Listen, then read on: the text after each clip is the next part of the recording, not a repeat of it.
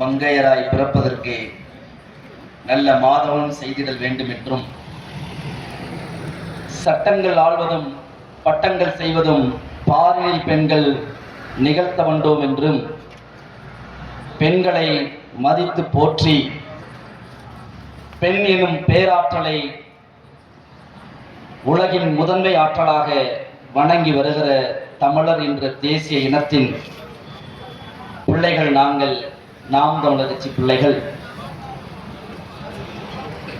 வரலாற்று சிறப்பும் பெருமையும் மிக்க பாறைப்பட்டி கிராமத்திலே ஒரு அரசியல் விழிப்புணர்வு கூட்டத்தை நடத்தி கொண்டிருக்கிறோம்.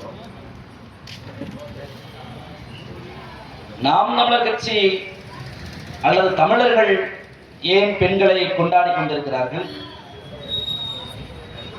அதற்கு நமக்கு வரலாறு தெரிய வேண்டும் அல்லவா? இந்திய விடுதலை போராட்ட வரலாற்றிலேயே வீரமங்கை வேலுநாச்சியார் ஒருத்தி மட்டும்தான் வெள்ளையர்களிடத்திலே இழந்த நிலத்தை மீண்டும் போரிட்டு மீட்டார். தன் கணவர் முத்துவடுகநாதர் வெள்ளை ஏகாதிபத்திய அரச பயங்கரவாதத்தால் படுகொலை செய்யப்படுகிறார். நிறைமாத கர்ப்பிணியாக இருந்த பெண் மூளையிலே முடங்கி விடாமல் அங்கிருந்து மறைமுகமாக பயணப்பட்டு திண்டுக்கல் மாவட்டத்தில் இருக்கக்கூடிய இந்த மேற்கு தொடர்ச்சி மலையின் ஒரு பகுதியாக இருக்கக்கூடிய பூலத்தூர் மலையிலே வந்து அடைக்கலம் புகுந்து கோபால நாயக்கர் என்ற நமது பாட்டனிடத்திலே அடைக்கலம் கேட்டு அங்கே தங்கி 8 ஆண்டு காலம் கோபால நாயக்கர் அடைக்கலம் கொடுத்து அந்த வீரமங்கை வேலுநாச்சிக்கு பிரசவம் பார்த்து வெள்ளச்சியை ஈன்றெடுத்து வளர்த்து வெள்ளையர்களிடத்திலே பேசுவதற்கு ஆங்கிலத்தையும் பிரெஞ்சுக்காரர்களிடத்திலே பேசுவதற்கு பிரெஞ்சு மொழியையும் ஹைதர் அலி திப்பு சுல்தான் அவர்களிடத்திலே பேசுவதற்கு உருது மொழியையும் கற்றுக்கொண்டு வேலுநாச்சி காத்திருக்கிறார். அப்போது கோபால நாயக்கர் அவர்கள் இங்கிருந்து திப்பு சுல்தானிடம் சொல்லி ஹைதர் அலி இடத்திலே வேலுநாச்சியார் அவர்களை அழைத்து செல்கிறார். வேலுநாச்சியார் அவர்களை கேட்கிறார், என்னை ஹைதர் அலி மாமன்னன் ஹைதர் அலியை சந்திப்பதற்கு எனக்கு ஒரு உதவி செய்யுங்கள் என்று. சரி செல்வோம் என்று இங்கிருந்து பூலத்தூர் மலையிலிருந்து மாறு வேடமுடைந்து வேலுநாச்சி மைசூர் அரண்மனைக்கு செல்கிறார். அங்கே போய் ஹைதர் அலி இடத்திலே கோபால நாயக்கரும் அவருடன் சென்றவர்களும் வேலுநாச்சியாரை பற்றி எடுத்து பேசுகிறார்கள், சொல்லுகிறார்கள். ராமநாதபுரம் சீமையிலே சிவகங்கை சீமையிலே ஒரு மன்னன் வெள்ளையர்களால் படுகொலை செய்யப்பட்டார். அவருடைய மனைவி இப்போது இங்கே இருக்கிறார். அந்த நிலத்தை மீட்க ஒரு போர் செய்ய வேண்டும், அதற்கு உங்களுடைய உதவி வேண்டும் என்று சொல்லுகிற பொழுது ஹைதர் அலி கேட்கிறார், வேலுநாச்சியார் வரவில்லையா என்று கேட்கிறார். அப்போது கோபால நாயக்கரோடு ஒரு போர்படை வீரனாக மாறுவேடமிட்டு சென்றிருந்த நமது வாட்டி வேலுநாச்சி தன் சுருட்டி மடக்கி வைத்திருந்த தன்னுடைய முடியை அவிழ்த்து விடுகிறாள். நான் தான் வேலுநாச்சியார் என்று ஹைதர் அலி இடத்திலே உருது மொழியில் பேசுகிறாள்.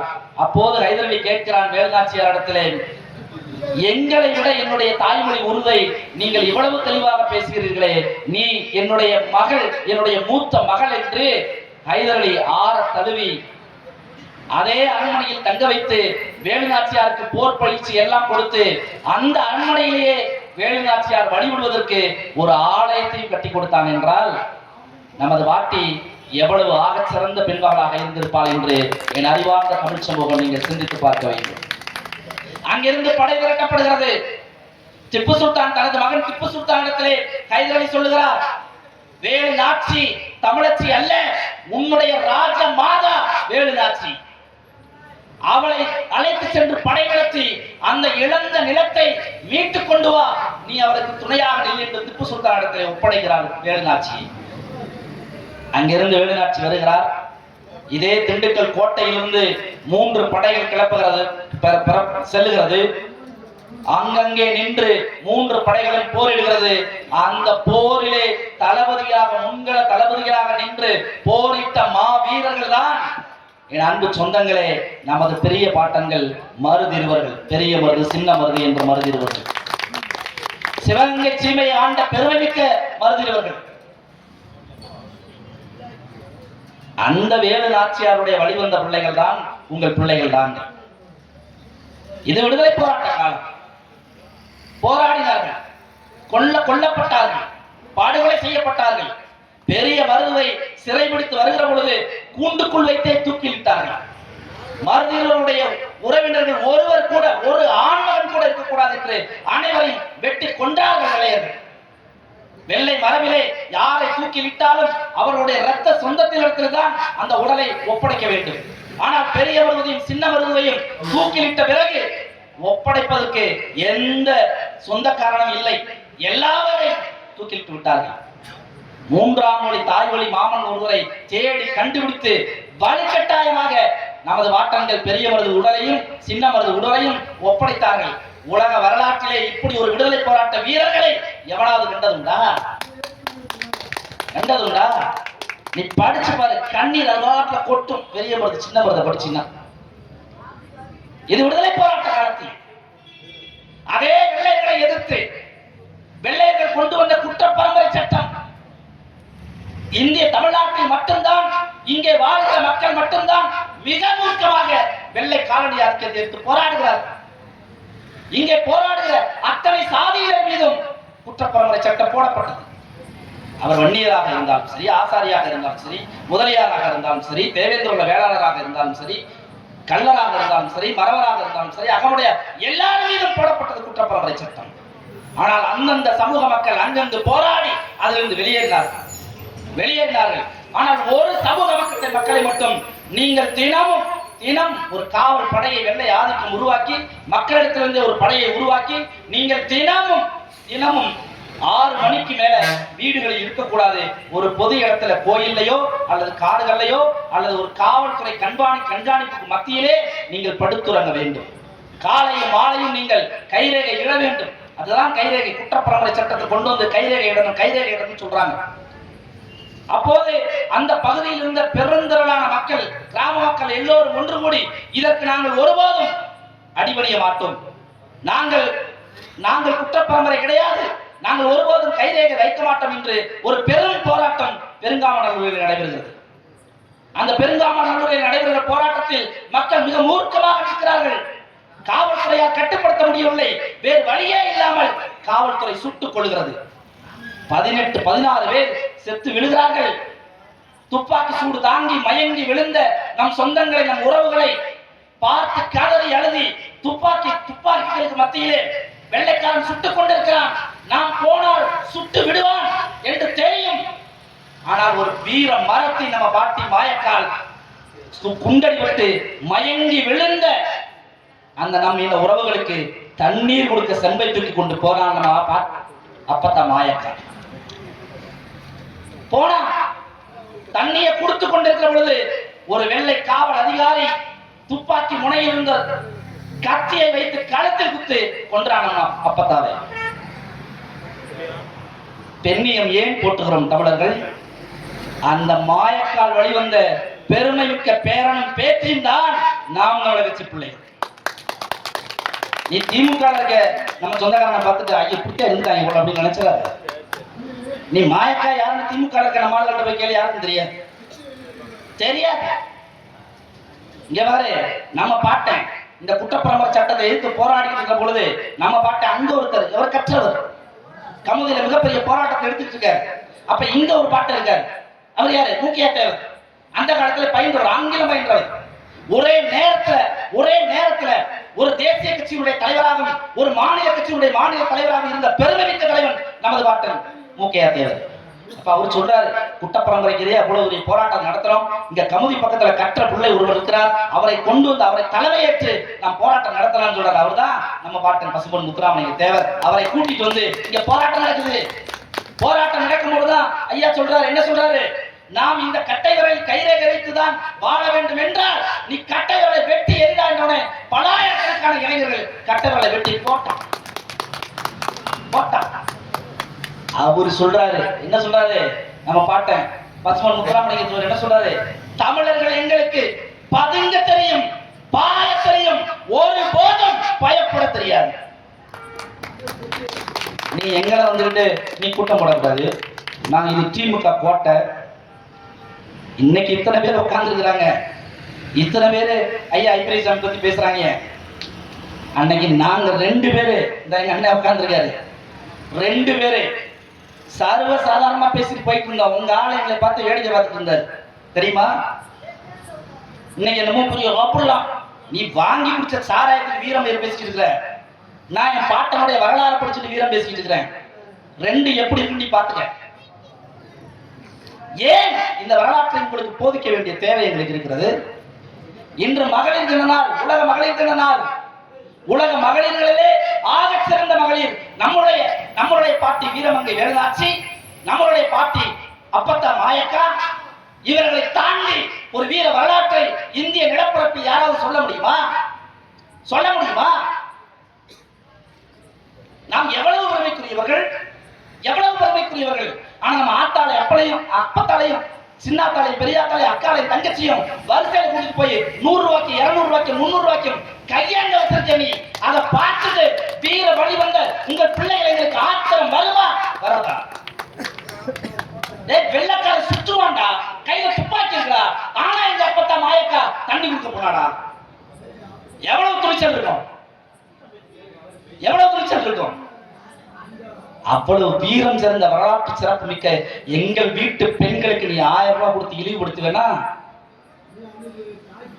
எவ்வளவு சேட்டை, எவ்வளவு சேட்டை. இதெல்லாம் கற்பிச்சு கொடுக்கணும்னு நினைக்கிறோம். உங்க பிள்ளைங்க கற்பிச்சு கொடுக்கணும்னு நினைக்கிறோம். நான் கையேந்துகிற நிலைக்கு என் பிள்ளைகளுக்கு 1000, ஆண் பிள்ளைக்கு 1000, பெண் பிள்ளைக்கு 1000, என் மனைவிக்கு 1000, வீட்டுக்கு சேலை வேட்டி அண்டா குண்டா என்று கையேந்த எளிநிலைக்கு என்னை அவமானப்படுத்தி புறந்தள்ளிய அயோக்கியன் எவன்? எவன்? ஏன் கேள்வி கேட்கல? ஏன் கேள்வி கேட்கல? இந்த ஊர் என்ன சாதாரண ஊரா? சாதாரண ஊரா? 2014, 15 நீ மறந்துட்ட, ஆனா உங்க பிள்ளைய நாங்க மறக்கல. 2014, 15 கொடும் வறட்சி, குடிப்பதற்கு நீர் இல்லை, வேளாண்மைக்கு நீர் இல்லை, ஆழ்துளை கிணறு போட்டு நாங்கள் நீரை தேடி தேடி தேடி 200 அடி 2000 அடி 3000 அடி போட்டாலும் தூசியா பறந்துச்சு. பல முன்னவர்கள் தூக்கில் இருந்து செத்தார்கள், மருந்து குடிச்சு செத்தார்கள். நீர் வறண்டு போச்சு, வறண்ட பூமியா மாறி போச்சு. அந்த காலத்திலே எல்லோரும் பேச பயந்து கொண்டிருந்தார்கள், பேச பயந்து கொண்டிருந்தார்கள். நாங்கள் உங்கள் பிள்ளைகள் தெரு தெருவாக வேளாண் குடிமக்களை சந்தித்து இந்த பகுதியில நீர்வளம் எப்படி இருந்தது, குளத்திலே நீர்வளம் எப்படி இருந்தது, ஆறுகளிலே நீர்வளம் எப்படி இருந்தது, நாங்கள் தரவுகளை சேகரித்துக் கொண்டு காணொலி பதிவுகள் எடுத்துக் கொண்டிருந்தோம். அந்த காலத்திலே இந்த ஊரில் இருந்த இளைஞர்கள் 10 பேர் இதே செம்பட்டி பக்கத்துல கொடகனாரிலே இறங்கி நாங்கள் கொடகனாரை தூய்மைப்படுத்துவோம், கொடகனாரை மீட்போம் என்று கிளம்பிய புரட்சிகர வரலாறு இந்த ஊருக்கு தாண்டா உண்டு, இந்த ஊருக்கா உண்டு. அவர்கள் கிளம்பினார்கள். அந்த விழிப்புணர்வோடு சேர்ந்து ஒரு பாடலை வெளியிட்டார்கள். இந்த பாடப்பட்டி ஊர்ல இருந்துதான் அந்த பாடல் வெளியே வந்துச்சு. கொடகனார் விழிப்புணர்வு பாடல் அங்கிருந்தா வந்துச்சு. அதற்கு பின்புதான் நாங்கள் எல்லோரும் ஒன்று சேர்கிறோம், ஒரு சேர கை சேர்கிறோம், சேர்ந்து ஒரு மிகப்பெரிய மக்கள் போராட்டம் வெடிக்கிறது. அந்த போராட்டத்தை தலைமை எடுத்து நடத்திய பிள்ளைகள் தான் நாம் தமிழர் கட்சி பிள்ளைகள். உங்க ஊருக்கு வர்றாருல, அண்டா கொடுக்க வர்றாருல, குண்டா கொடுக்க வர்றாருல, வேட்டி சேலை கொடுக்க வர்றாருல ஐயா ஐபிஎஸ் சாமி. ஒரு தடவை கேளுங்க, இந்த காத்தா ஓடையில தண்ணி வந்து எத்தனை வருஷம் ஆச்சு? இந்த காத்தா ஓடைய நீங்க சீரமைச்சு எத்தனை வருஷம் ஆச்சு? இந்த காத்தா ஓடையில மழை காலத்துல தண்ணி வந்துச்சுன்னா இங்க இருக்கக்கூடிய சின்ன சின்ன குளங்கள் எல்லாம் நிரம்பி இந்த குளத்தினுடைய மருகா அப்படியே கொண்டு போய் நீ கதிராங்குளத்துல நிறைக்குவ. இந்த காத்தாங்குளை ஓடைய நீங்கள் சீரமைத்து எத்தனை ஆண்டுகள் ஆனது ஐயா என்று கேளுங்க ஒரு தடவை, கேளுங்க ஒரு தடவை. இந்த காத்தாங்குளை ஓடை சீரமைக்கப்படாததால் ஒட்டுமொத்த நீரும் தென்னந்தோப்புக்குள்ள போய் அப்படியே மலையாபுரம் வழியா போய் ஆற்றுக்குள்ள போய் வெட்டியா ஆற்றுல போகுது. ஆனா இந்த ஓடையை நீ சீரமைச்சிருந்தா அது என் ஊர் குளத்துக்கு வந்து இங்க வந்து நிறைஞ்சு இப்படியே கதிரா குளத்துக்கு தண்ணி போகும். உலக மழை பெஞ்சுனா அந்த ஓடையில தண்ணி வரும். நிரந்தரமான கால்வாய் அந்த ஓடைக்கு இருக்கா? ஒவ்வொரு தடவையும் பொதுப்பணித்துறை நாங்க சண்டை போட்டு அந்த ஓடையை சரி செய்யணும். நான் ரோட்டை மறிக்கிறேன்னு சொல்லணும், இல்லாட்டி நான் அதை உடைக்கிறேன் இதை உடைக்கிறேன்னு வன்முறையா பேசினா மட்டும்தான் அரசு அதிகாரிகள் பயப்படுவாங்க. இன்று வரை சரி செய்யல. இந்த தடவை நாங்க பேசவே இல்லை. நான் பேசல. ஏன் பேசல? உனக்கு பேசி பேசி நான் எவனாவது ஒருத்தன் பேசுவான், எவனாவது போராடுவான், உனக்கு தண்ணியை கொண்டு கொடுத்தா நீ மல்லா கடிச்சு மேலே பார்த்துக்கிட்டு ஐப்பெரியசாமி வாழ்ந்துட்டு போவார். வெறி வருமா வராதா? வெறி வருமா வராதா? இந்த குடங்கனார் பிரச்சனை ஒரு வார கால மக்கள் போராட்டம், எல்லோரும் ஒன்று பசப்பு வார்த்தைகளை பேசுறாங்க. இதே போல மக்கள் ஒன்று ரெண்டு போராடுகிற பொழுது மதிப்புக்குரிய பெருமகன் ஐயா அமைச்சர் ஐப்பெரியசாமி வர்றாரு. அந்த மக்கள் எல்லாம் எழுந்து நின்று கேள்வி கேட்கிறார்கள். நீ வராத என்று அச்சுறுத்தி விரட்டினார்கள். அந்த காலகட்டத்தில் அந்த போராட்டத்தை நேர்மையாக நடத்தி ஏழாவது நாள் நாம் தமிழர் கட்சியினுடைய மாநில ஒருங்கிணைப்பாளராக அப்போது இருந்தவர் வந்து நேரில் கலந்து கொண்டு ஒரு வார்த்தை தான் சொன்னோம். நாளை காலை 10 மணிக்கு செந்தமலன் சீமான் அவர்கள் போராட்ட களத்திற்கு வருகிறார் என்ற ஒரு வார்த்தை. ஒட்டுமொத்த மாவட்ட நிர்வாகம் பதறி அடிச்சு உடனே பேச்சுவார்த்தை. அது எத்தனை மணிக்கு? நைட் 6 மணிக்கு. நான் கேட்டேன், நான் என்ன திருட்டு பயலா கொள்ளக்கார பயலா? நான் முள்ளமறைத்தனம் பண்ணியிருக்கேன். என்ன இதுல நைட் 6 மணிக்கு கூப்பிட வர முடியாது. நான் மக்களோடு தான் வருவேன். காலை 10 மணிக்கு வருகின்ற 10 மணிக்கு போய் ஒரு சுமூக தீர்வை எட்ட வேண்டும் என்பதற்காக இந்த கொடகனாருக்கான நீர் உரிமை பிரச்சனை பேசி முடிச்சோம். அதோட எங்களுடைய போராட்டத்தை நாங்கள் நிறுத்தல. தொடர்ந்தோம். அரசு கொடுத்த ஒப்பந்தத்தை மீறியது. மீண்டும் தொடர்ந்தோம் போராட்டத்தை. அதன் விளைவாக மிகப்பெரிய மறியல் நடந்தது. அந்த மறியலின் தொடர்ச்சியாக மாவட்ட ஆட்சியர் ஒரு ஆணை பிறப்பிக்கிறார். அப்போது இந்த மாவட்ட ஆட்சியர் ஒரு ஆணை பிறக்கிறார். என்ன ஆணை பிறப்பிக்கிறார்? இந்த கொடகனார் நீர் சிக்கலை தீர்ப்பதற்கு ஒரு பொறியாளர் குழுவை, வல்லுநர் குழுவை நாங்கள் நியமிக்கிறோம் என்று அரசிடம் கேட்கிறார். அரசு ஒப்புதல் கொடுத்தது. அந்த வல்லுநர் குழு சற்றேறக்குறைய ஓராண்டு காலம் பயணம் செய்து என்ன சொல்றோம்? நாங்க சொன்ன ஒரே ஒரு தீர்வு, நாம் தமிழர் கட்சியுடைய தீர்வு, ஒட்டுமொத்த நீரையும் காமராஜர் நீர்த்தேக்கத்துல தேக்கு, எல்லாத்தையும் தேக்கு. அந்த பக்கம் பயண தூரம் எவ்வளவு, பாசன பரப்பு எவ்வளவு, குடிநீர் தேவை எவ்வளவு, அங்க எத்தனை குளம் இருக்கு, எல்லா குளத்துக்கும் அங்க நேர. இந்த பக்கவா இந்த ஆறு அப்படியே போகுதா? இந்த ஆறு சீரமைச்சு இங்க பயண தூரம் எவ்வளவு, பாசன பரப்பு எவ்வளவு, குடிநீர் தேவை எவ்வளவு, இது எவ்வளவு தூரம் போகுது, கடைமடை வரைக்கும் எத்தனை கிலோமீட்டர் இந்த தண்ணி போகணும், அதற்கான ஒரு செயல் திட்டத்தை நீங்கள் கொடுங்கள் என்று நாம் தமிழர் கட்சி வலியுறுத்தியது. வல்லுநர் குழு அறிக்கை சமர்ப்பிக்கப்பட்டது அரசிடம். ஆட்சி முடிஞ்சு போச்சு. 2021 ஆட்சி முடிஞ்சிருச்சு. திமுக ஆட்சி பொறுப்புக்கு வருது. ஐயா அமைச்சர் அப்ப என்ன சொன்னாரு? தேர்தல் பரப்புரையில 2021 தேர்தல் பரப்புரையில கொடகனார் பிரச்சனை முழுக்க பேசியது நாம் தமிழர் கட்சி. அப்ப என்ன செய்யறாரு? இவங்க இந்த பகுதியில வாழக்கூடிய மக்களை திரட்டி போராடுறானா, நான் சித்தையங்கோட்டை பகுதியில் இருக்கிற பூரா திரட்டி எங்களுக்கு எதிராக, நாம் தமிழர் கட்சிக்கு எதிராக போராடினாரு. மக்களுக்கு புரியல. அப்ப போராடினாங்க. அதுக்கப்புறம் நாங்க விளக்கம் கொடுத்தோம். இப்பயும் சொல்றோம், எந்த மக்களையும் பால்படுத்தி விட்டு எங்கள் உரிமையை நாங்கள் கேட்கவில்லை. எல்லா மக்களுக்கும் தேவையான நீர் உரிமையை பாதுகாக்க வேண்டும் என்பதற்காகத்தான் நாம் தமிழர் கட்சி இன்று வரை போராடி கொண்டிருக்கிறது. அப்ப இவர் வந்து என்ன சொன்னார்? ஐயா என்ன சொன்னாரு? நான் வந்தவனே இங்க வந்தா இந்த பக்கம் இந்த அனந்தரை மொட்டை, இங்கிட்ட பாறைப்பட்டி, இந்த பக்கம் அப்படியே இந்த சீவல் சரகு ஊராட்சி, இந்த பக்கம்லாம் வந்தா என்ன சொல்லுவார் தெரியுங்களா? தாடி கும்பு வரைக்கும் என்ன சொல்லுவார் தெரியுங்களா? இங்கிட்டு வந்துட்டா நான் வந்த உடனடியாக கொடநாட்டு பிரச்சனையை சீர் செய்து நான் எல்லா பக்கமும் தண்ணி கொடுக்க நான் உடனடியாக ஏற்பாடு செய்வேன் அப்படிங்குவார். அங்க போனா நான் இருக்கிற வரைக்கும் நீ கவலைப்படாத, நான் பார்த்துக்கிறேன். என்னது? 2 பேரையும் அப்படியே நெருப்புலே வச்சிருக்கிறது. ஆனா ஒரு உண்மையை நண்பு சொந்தங்கள் புரிந்து கொள்ளுங்கள். ராஜவாய்க்கால்ல போற தண்ணினால அங்க வாழுகிற விவசாயிகளுக்கு பயன் இருக்குதோ இல்லையோ, ஐயாவோட கெய்னப் மில்லுக்கு பயன் இருக்கு. ஐயா ஒரு கெய்னப் மில்லுன்னு ஒரு மில்லு வச்சிருக்காருல, அந்த மில்லுக்கு பயன் இருக்கு. அந்த ராஜவாதைய பயிர்ல போகக்கூடிய அந்த தண்ணி இருக்குல்ல, அந்த தண்ணினால மக்களுக்கு பயன் இருக்கோ இல்லையோ, பக்கத்துல இருக்க சிப்ஸ் கம்பெனிக்கு பயன் இருக்கு. அங்க பக்கத்துல இருக்கக்கூடிய ராமச்சந்திரா வாட்டர் சப்ளையர்ஸ் ஒரு சொட்டு தண்ணி உள்ளூர் விற்பனைக்கு கிடையாது. எல்லாம் பிஸ்லரி வாட்டர்காரன் 5 லட்சம் 10 லட்சம் லிட்டர் ஒரு நாளைக்கு இங்க இருந்து உறிஞ்சி வித்துட்டு இருக்காங்க. அங்க கொடகனாறு நீர்த்தேக்கம் இருக்கு இல்லையா, காமராஜர் நீர்த்தேக்கம், அது திண்டுக்கல் மாநகராட்சிக்கு சொந்தமானது. ஒரே ஒரு அணை தான் திண்டுக்கல் மாநகராட்சி கட்டுப்பாட்டு இருக்க தமிழ்நாட்டில் இருக்க ஒரே ஒரு அணை இந்த காமராஜர் நீர்த்தேக்கம். இந்த காமராஜர் நீர்த்தேக்கத்தில் தேக்கிற நீர் எங்க போகுது? எங்க? திண்டுக்கல் மாவட்டத்தினுடைய குடிநீர், திண்டுக்கல் நகரனுடைய குடிநீர் அங்க போகுதா? இல்ல, கலெக்டர் மில்ஸ்க்கு போகுது, ராஜ் மில்க்கு போகுது. இதெல்லாம் யாரு? ஐயாவுடைய பங்குதாரர். அங்கெல்லாம் ஐயா பின்னாமியா இருக்காரு, அங்கெல்லாம் ஐயா வந்து கூட்டா இருக்காரு அந்த நிறுவனத்துல எல்லாம். இல்லைன்னா எதுக்கு பித்தளைப்பட்டிக்கு ஆத்தூர் குடிநீர் தண்ணி வருது, பிள்ளையாட்டுக்கு ஆத்தூர் குடிநீர் வரும், ஆலவரப்பட்டிக்கு வரும்? ஏன்னா அங்கதான் ராஜ் மில்க் இருக்கு, அங்கதான் என்ன இருக்கு, கலர் ட்ரீம்ஸ் இருக்கு. இப்ப புரியுதா குடநாடுல ஏன் தண்ணி வரலன்னு, இவர் ஏன் மீட்க மாட்டாருன்னு? 2021 தேர்தல் முடிஞ்சவனே கடுமையா நல்லா மழை பெஞ்சிச்சு. மழை பெஞ்சவனே ஆத்துல தண்ணி வந்துச்சு, குளமுட்டையெல்லாம் நிறைஞ்சிச்சு. உடனே என்ன சொல்லிட்டாங்க தெரியுமில, குடநாடை மீட்ட வல்லலேன்ட்டான். இப்ப நமக்கு என்ன கேள்வி வருது தெரியுமில, குடநாடை இத்தனை நாள் ஒழிச்சு விட்டு அயோக்கிய பைய வேண்டாம், திருட்டு பைய வேண்டாம், மொல்ல மாதிரி பைய வேண்டாம், முடிச்ச பைய வேண்டாம், நாகாரி பைய வேண்டாம் கேட்கணும். தோணுமா தோணாதா? தோணுமா தோணாதா? அதை கேட்டவனே நீங்க இப்படி நாகரிகம் இல்லாமல் பேசலாமா? ரொம்ப நாகரிகமா பேசுறோம், ரொம்ப நாகரிகமா பேசுறோம்.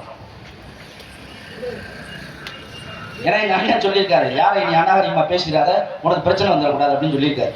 அரசியலை எடுத்து வைங்க. அரசியலை அரசியலாக எடுத்து வைப்பதால் மட்டும்தான் இன்று வரை நாங்கள் நெஞ்ச நிமித்தி கொண்டு தனியா போயிட்டு இருக்கோம். இவங்க போல இங்க பேசிட்டு அங்கிட்டு போய் காசு வாங்கிட்டு இங்கிட்டு போய் பேசிட்டு அப்படியா அப்படியா அதுக்கெல்லாம் நாங்கள் ஆள் கிடையாது. 5 ஆண்டுகள் ஆகிவிட்டது அன்பு சொந்தங்களே. இவர் அமைச்சராகி கூட்டுறவுத்துறை அமைச்சராக இருந்தாரு, ஊரக வளர்ச்சித்துறை அமைச்சராக மாறினாரு. வானளாவிய அதிகாரம் திண்டுக்கல் மாவட்டத்துடைய நல்லது கெட்டது போனது வந்தது ஆனது எல்லாத்துக்கும் ஐயா தான் பொறுப்பு, ஐயா தான் பொறுப்பு. நான் ஏன் ஐயா தான் பொறுப்பு இங்க பாருங்க, ஒரு எடுத்துக்காட்டு சொல்றேன். உங்கள் மகன் நான் ஒரு எடுத்துக்காட்டு சொல்றேன் பாருங்க. பழைய நீதிமன்றம் Saint Joseph's Girls Higher Secondary ஸ்கூலுக்கு ஏத்தாப்புல இல்லையா பழைய நீதிமன்றம், அதுக்கு பக்கத்துல தான் திமுகவுடைய மாவட்ட அலுவலகம் இருக்கு. அந்த அலுவலகத்துல ஒரு வழக்கறிஞர் அங்க வந்து வழக்கறிஞர் ஓய்வு மையம் இருக்கு, அங்கிருந்து போறவர் அதிமுகவை சேர்ந்தவர். அவர் ஏதோ ஒரு செய்தியை சொல்வதற்காக அந்த பக்கம் போகிற பொழுது அந்த திமுகவுடைய அலுவலகத்தில் இருந்த திமுக காரர்கள், அப்புறம் ஐயாவுடைய தனி பாதுகாவலராக இருக்கக்கூடிய ஒரு காவலர், இவங்க எல்லாம் சேர்ந்து கொலைவெறி தாக்குதல் அந்த வழக்கறிஞர் மீது. எந்த வழக்கறிஞர் மீது? அதிமுகவை சேர்ந்த வழக்கறிஞர் மீது கொலைவெறி தாக்குதல். உடனே என்ன ஆயிடுச்சு, உடனடியாக அவர்கள் மீது வழக்கு பதிய வேண்டும் என்று திண்டுக்கல் நீதிமன்ற வழக்கறிஞர் சங்கம் போராட்டம் நடத்துது. எங்க போராட்டம் நடந்துச்சு தெரியுங்களா? எங்க போராட்டம்? 3 நாள் போராட்டம், தொடர் போராட்டம் நடந்துச்சு. எங்க தெரியுமா? திண்டுக்கல் வடக்கு காவல் நிலையத்து உள்ளேயே போராட்டம் நடந்துச்சு. 3 நாள் வழக்கறிஞர் உள்ளதா உட்கார்ந்துட்டாங்க, சாலை மறியல் பண்ணாங்க. அவங்க வைத்த கோரிக்கை, தாக்கிய காவல்துறை மீது நடவடிக்கை எடு, வழக்கு பதிவு செய், தாக்கிய 2 பேர் மீது நீ வழக்கு பதிவு செய், இதுதான் உங்களுடைய கோரிக்கை. ஆனால் தாக்கியவர்கள் 3 பேருமே ஐக்கரிசாமியுடைய பற்றாளர். ஒருவர் காவலர், இன்னும் 2 பேர் பற்றாளர், திமுகவை சேர்ந்தவர்கள். வழக்கு பதிய கூடாது என்று 3 நாளும் ஒட்டுமொத்த வழக்கறிஞர்களையும் காத்திருக்க வச்சார் ஐயா ஐக்கரிசாமி. வழக்கறிஞர்கள் என்ன செஞ்சாங்க? காவல் நிலையம் வழக்கு பதியவில்லை என்றால் ஒரு காவலரை கூட நாங்கள் நீதிமன்றத்தில் அனுமதிக்க மாட்டோம் என்று அவர்கள் போராட்டம், நீதிமன்ற புறக்கணிப்பு போராட்டம் 4-5 நாட்கள் தொடருது. கடைசி என்ன பண்ண தெரியுங்களா? கடைசி என்னது? காசுதான். பேசி செட்டில் பண்ணி ஒரு பொய்யான ஒருத்தர் மீது வழக்க போட்டு செட்டில் பண்ணாங்க. எதுக்கு இதை சொல்லுகிறேன் என்றால், என் அன்பு சொந்தங்களே, இந்த திண்டுக்கல் மாவட்டத்தில் எந்த விதமான செயல் திட்டங்கள் இங்கே நடந்தாலும் அது ஐயா இல்லாமல் நடக்கவே நடக்காது. அவர் அதிகாரத்தில் இருந்தாலும் சரி, அதிகாரத்தில் இல்லாவிட்டாலும் சரி, ஒட்டுமொத்த அதிகார மையத்தையும் தன் கைக்குள் வைத்திருப்பவர் ஐயா ஐப்பெரியசாமி. உங்களுக்கு ஒரு கோபம் வரும், இவங்க ஏண்டா இருந்தாலும் இப்படி இவ்வளவு கேவலமா பேசுறாங்க, உனக்கு ஒரு கோபம் வருது இல்ல? நான் சொல்லுகிறேன் என் அன்பு சொந்தங்களே, நான் அவரை சந்திக்க வரமாட்டேன் என்று சொன்னேன் ஒரே ஒரு முறை. இல்லை, கடைசியாக நாம் அவரை சென்று, அவர்தானே சட்டமன்ற உறுப்பினர், அவரிடத்தில் மனு கொடுப்போம், குடகனாறு நீருரிமை பிரச்சனைக்கு நாம் எல்லோரும் சேர்ப்போம், சென்று போவோம் என்று விவசாயிகள், வேளாண் குடிமக்கள், எளிய பிள்ளைகள், எளிய மக்கள் நாங்கள் எல்லோரும் ஒன்று திரண்டு அவருடைய வீட்டுக்கு சென்று நின்றோம், மனு கொடுத்தோம். வழக்கம் போல தன் கையில் இருந்து அலைபேசி எடுத்து காதில் வைத்துக் கொண்டு கெட்ட வார்த்தையா பேசுறாரு. நீ எங்களை சொல்லி அசிங்கமா பேசுறேன்னு. அவர் என்னென்ன கெட்ட வார்த்தை பேசுறாரு, மைக்ல சொன்னா அநாகரிகமாயிரும். அசிங்கமா பேசுறாரு. யாரு?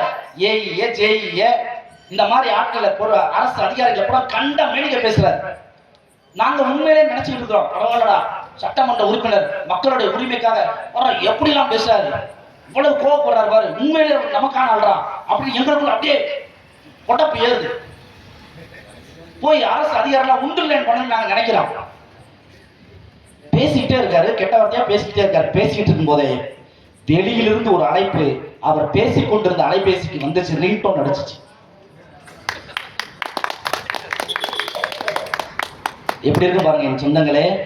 அப்ப இத்தனை வருஷமா எங்க ஆத்தாள பணைய, பெரிய பேச்சு தப்பனைய, மாமை மச்சன, எங்கள் உடன் பிறந்த எங்கள் ரத்த சொந்தங்களை எவ்வளவு இழிவா நீ நடத்திருந்தாய்னா, நீ இவ்வளவு இழிவா எங்களை நடத்துவென்ற கோபம் வெறி அன்று வந்துச்சுடா அவங்க பிள்ளைகளுக்கு. அன்னைக்கு வந்துச்சுடா, கண்கூட அவங்க பிள்ளைங்க நாங்க பார்த்தோம்டா. அன்னைக்கு வந்துச்சு. இந்த ஆளை வீழ்த்தி ஒழிக்காமல் இங்க அரசியல் எதுவுமே கிடையாது அன்னைக்கு நினைச்சோம். அன்னைக்கு சத்தியம் பண்ணான். யார் மேல? இந்த பாட்டை இருக்காங்க இவங்க மேல, நம்ம முன்னவர்கள் இவங்க மேலதான் சத்தியம் பண்ணான். நீ இந்த நாட்டினுடைய விடுதலைக்காக போராடி செத்த தூக்குல தொங்கின என்னென்னமோ பண்ணிவிட்ட. ஆனா இந்த அயோக்கிய பயல் கையில நீ நாட்டை குத்துட்டமே என்ற ஆச்சரம் உங்கள் பிள்ளைகளுக்கு வந்துச்சு.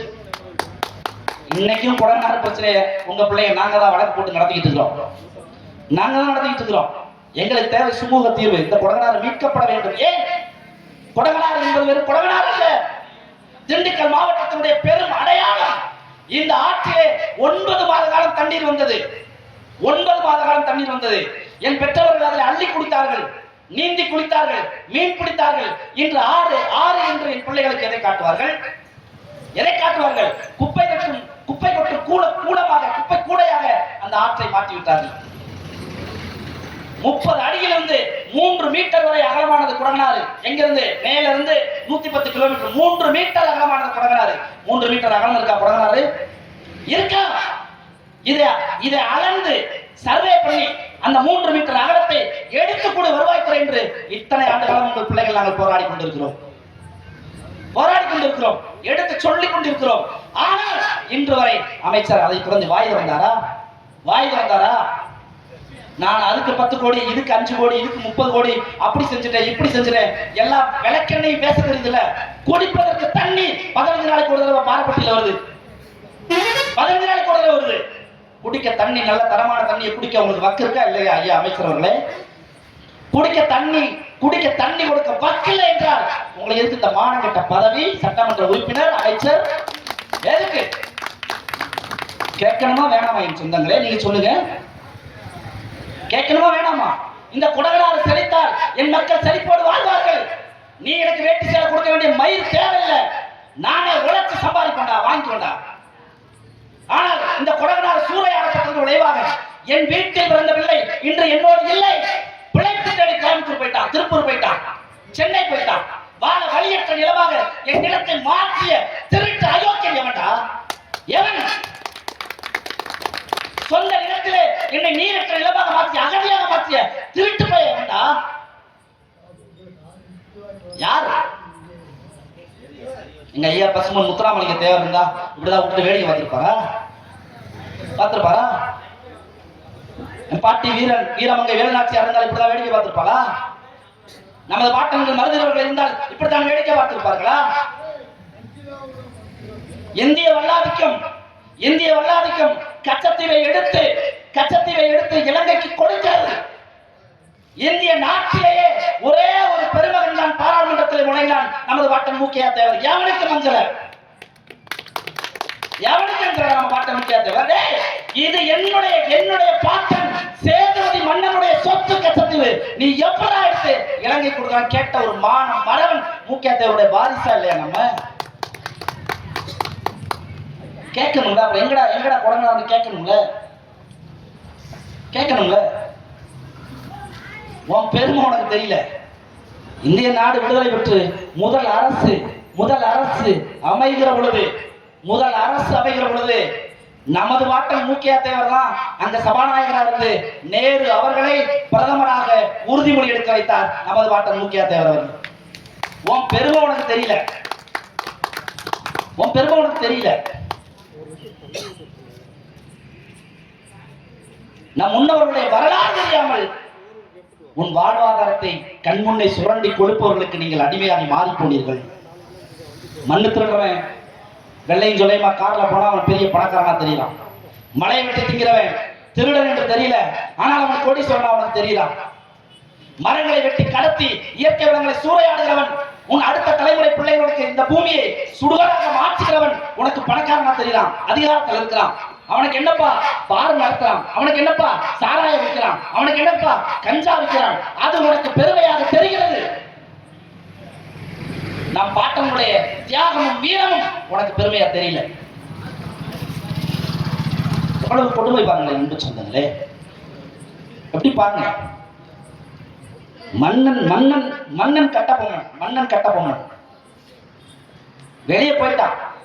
வெள்ளையனால என்னால சண்டை போட முடியாது, நான் தப்பிச்சு போறேன், ஓடி போயிட்டான். படை தளபதி நமது பாட்டில் சுந்தரலிங்க குடும்பனார், படை தளபதி நான் சொல்றான், நீ போனா போ, நீ போனா போ, ஆனால் இறுதி மூச்சு இருக்கிறவரை நான் என் கோட்டை விட்டு வெளியேற மாட்டேன், வெள்ளையனை எதிர்த்து சண்டை போடுவேன் என்று 8 நாட்கள் தனித்து நின்று சண்டை போட்ட மாவீரன் சுந்தரலிங்க குடும்பனாருடைய வாரிசா இல்லையா நீ?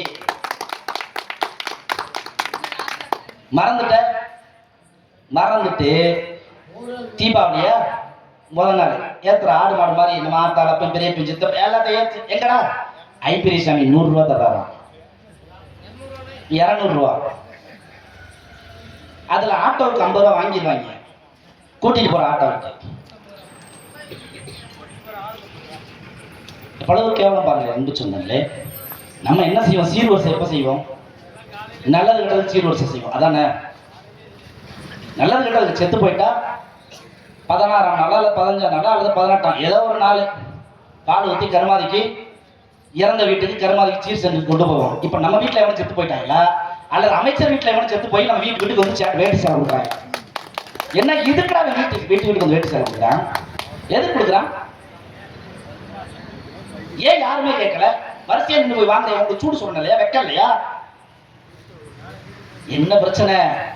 உனக்கு தலைவன் என்பது வீரமங்கை வேலுநாச்சியாரை கற்பிச்சு கொடுக்கல, நமது அப்பத்தா மாயக்காலை பத்தி உனக்கு சொல்லல, நமது வாட்டங்கள் மருதிகளை பற்றி உனக்கு சொல்லல, நமது வாட்டம் சுந்தரலிங்க குடும்பனாரை பற்றி உனக்கு சொல்லல, பசும்பொன் முத்துராமலிங்க தேவரை பற்றி உனக்கு சொல்லல. இங்க பாரு, அவர் சொல்றாரு பாரு, என் அன்பு சொந்தங்களே, நமது வாட்டம் நீ அவரை வந்து ஒரு தலைவனா ஒரு சாதிய பிரிவாணி பார்க்க அவர் சொல்றாரு, சாதிய எண்ணம் கொண்டவன் அரசியலுக்குள்ளே வரக்கூடாது என்றாரு. வந்தால் நாடு நாசமாகிவிடும் கற்பிக்கிறார். அவர் தான் சொல்றார், தீர்க்கதரிசனம் சொல்லுகிறார் பாரு, இன்று புறாக்கள் பொந்துகளில் கூடு கட்டி வாழ்வதை போல ஒரு நாள் மனிதர்கள் வாழ்வார்கள். இன்னைக்கு வாழ்றான். தண்ணீரை ஒரு நாளைக்கு காசுக்கு விலை கொடுத்து வாங்குவார்கள் இந்த மனிதர்கள் என்று சொன்னார். இன்னைக்கு நடக்குது. சொன்னது யாரு? நமது பாட்டன் பசும்பொன் முத்துராமலிங்க தேவர். அதை கற்பிச்சு கொடுக்கல, நீ கற்பிச்சு கொடுக்கல. அவர் தான் 1952ஆம் ஆண்டு முதல் சட்டமன்ற தேர்தல் பொது தேர்தல் முடிஞ்சவனே நம்ம பாட்டன் ஜீவானந்தம், பசும்பொன் முத்துராமலிங்க தேவர், காமராஜர் எல்லாரும் சட்டமன்ற உறுப்பினராக இருக்கிறாங்க. 1952ஆம் ஆண்டு ஐயா பசும்பொன் முத்துராமலிங்க தேவர் அவர்கள் ஆற்றிய உரை, சட்டமன்றத்தில் ஆற்றிய உரைன்னு ஒரு புத்தகமே இருக்கு, வாங்கி படிச்சுப்பாரு. அவர் கேட்கிறாரு, மொழி வழி மாநிலங்கள் தான் பிரித்து விட்டோமே, மொழி வழி மாநிலங்கள் தான் பிரித்து விட்டோமே, மலையாளத்துக்கு என்று தனி மாநிலம் இருக்கிறது, தெலுங்கர்களுக்கு என்று தனி மாநிலம் இருக்கிறது, கன்னடர்களுக்கு என்று தனி மாநிலம் இருக்கிறது, இது தமிழர்களுக்கான மாநிலம். இந்த சட்டமன்றத்திலே தமிழர்கள் மட்டும்தானே இருக்க வேண்டும், எதற்காக தெலுங்கர்கள் இங்கே இருக்கிறார்கள் என்று கேட்டது நம்ம பாட்டன் பசும்பொன் முத்துராமலிங்க தேவர் சட்டமன்றத்தில். ஆனா என்ன சொல்லுவான், அவர் தேசியம் பேசினார், பிஜேபி காரர், அவர் தேசியம் பேசினார், தெய்வீகம் பேசினாருங்க. அந்த தாண்டா நாங்க கேட்கிறோம், நாம் தமிழர் கட்சி அதை தாண்டா கேட்கிறோம். என் பாட்டன் கேட்டதை தான் இன்னைக்கு நாங்க கேட்கிறோம். அதனால கொஞ்சம் சிந்திச்சு பாருங்களேன் அன்பு சொந்தங்களே. இந்த மேற்கு தொடர்ச்சி மலை எவ்வளவு செழிப்பாக இருந்தது. 30 ஆண்டுகளுக்கு முன்பு எவ்வளவு மரங்கள், எவ்வளவு வனங்கள், எவ்வளவு காடுகள், எவ்வளவு ஊற்று நீரை நாம் அள்ளி கொடுத்தோம், எவ்வளவு ஊற்று வந்து கொண்டிருந்தது. உலக மழை பெய்த அந்த காட்டான் ஓடையிலிருந்து தண்ணீர் வந்து குளங்களை நிரப்பியதா இல்லையா? நாம் மீன் பிடித்து சாப்பிட்டோமா இல்லையா? நீரை அள்ளி பருகினோமா இல்லையா? ஊற்று நீரை கோடை காலங்களில் வந்த ஊற்று நீரை அள்ளி பருகினோமா நாம் இல்லையா? குடநாட்டிலே ஓடி வந்த நீரிலே நாம் குளித்து மகிழ்ந்தோமா இல்லையா? ஆடு மாடுகளை மேய்த்து விட்டு குடநாட்டிலே நீர் பருக வைத்து விட்டு இளைப்பாறை கொண்டிருந்தோமா இல்லையா? இந்த நிலம் இவ்வளவு பாலைவனமாக மாறிப்போனதற்கு யார் காரணம்? இதற்கும் நாம் செய்து வைத்திருக்கக்கூடிய இந்த அரசியலுக்கும் தொடர்பு இருக்குதா இல்லையா? ஐயா ஐப்பரிசாமிக்கும் கொடநாடு சூறையாடப்பட்டதற்கும் தொடர்பு இருக்கா இல்லையா? இதை சரி செய்ய வேண்டிய என்ற நோக்கம் அவருக்கு இருந்திருந்தால் உங்கள் பிள்ளைகள் நாங்கள் சொல்லுகிறோமே 3 மீட்டர் அகலம் இருக்கக்கூடிய கொடகனாரை நீங்கள் சர்வே செய்து மீட்டு கொடுங்கள், தண்ணீர் வருவதை உங்கள் பிள்ளைகள் நாங்கள் பார்த்துக் கொள்கிறோம் என்று நாங்கள் கேட்டதற்கு இந்நேரம் அதை செய்து முடித்திருக்கலாமா இல்லையா? செய்து முடித்திருக்கலாமா இல்லையா? ஏன் செய்யல? ஏன் செய்யல? நோக்கம் இல்லை. தண்ணீர் வந்துருச்சுன்னா, நிலம் செலுத்திருச்சுன்னா, நீர் ஆதாரங்கள் பெருகிருச்சுன்னா நீ ரியல் எஸ்டேட் நிலத்தை வைக்க மாட்ட, வேளாண்மை செய்வ, தன்மானத்தோட வாழ்வ. உன் கோயில் திருவிழா, மாரியம்மன் கோயில் திருவிழாவுக்கு அவர்கிட்ட போய் கையை கட்டி நின்று எனக்கு வந்து டொனேஷன் கொடுத்து அங்க போய் நிக்க மாட்ட. நீயே வரி போட்டு உன் திருவிழாவை பெருமையோட நீ கொண்டாடுவ. உன்னை அடிமைப்படுத்த முடியாது. உன் உரிமையை இழந்து நீ கையை கட்டி அவங்கள்ட்ட போய் பல்லு வச்சு நிக்க முடியாது.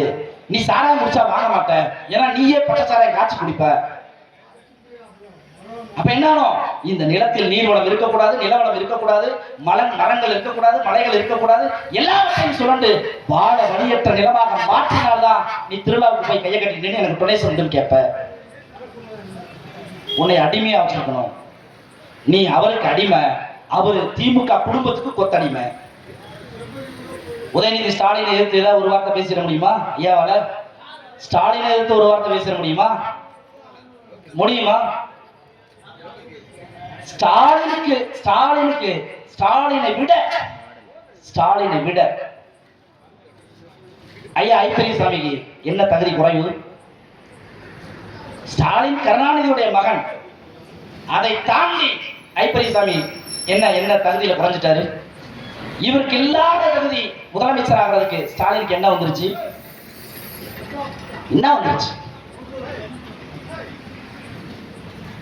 என்னது?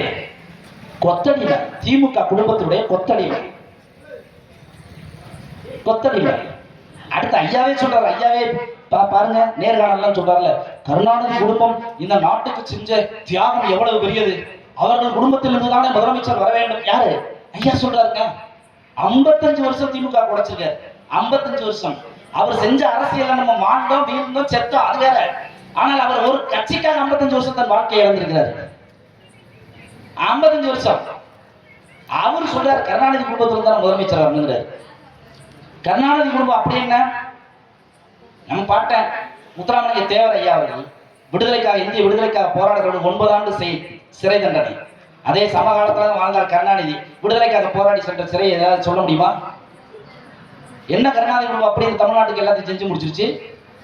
உதயநிதி ஸ்டாலினை முதல்வராக்குறதுக்கு எல்லா திருட்டு பயிலும் ஒண்ணு சேர்ந்து வேலை செஞ்சுட்டு இருந்தீங்க. எப்படி இருக்கு?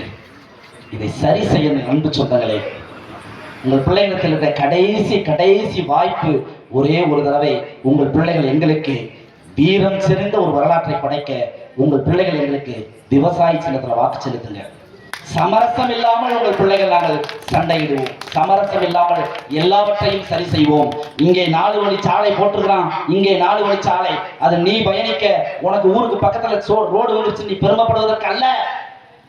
உன் வளத்தை கொள்ளையடிக்க, மலைகளை சுரண்ட, காடுகளை வெட்டி அழிக்க, நிலவளத்தை சுரண்டி கொண்டு செல்வதற்காக இங்கே 4 வழி சாலை. நீ வேடிக்கை பார்த்துக் கொண்டு ரசித்துக் கொண்டிருக்கிறாய்.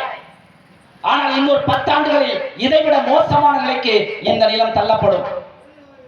அதை தெரிந்து அறிந்து கொண்ட பிள்ளைகள் தான் உங்கள் பிள்ளைகள் இந்த அரசியலை முன்னெடுத்து வருகிறோம்.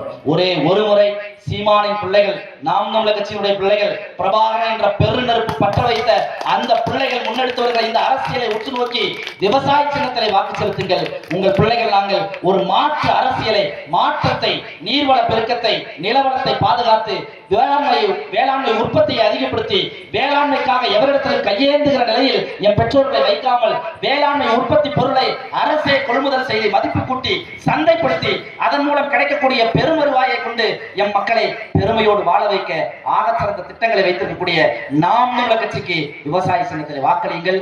இது மாற்றத்திற்கான எளிய மக்களின் அரசியல் புரட்சி. நாம் தமிழர்.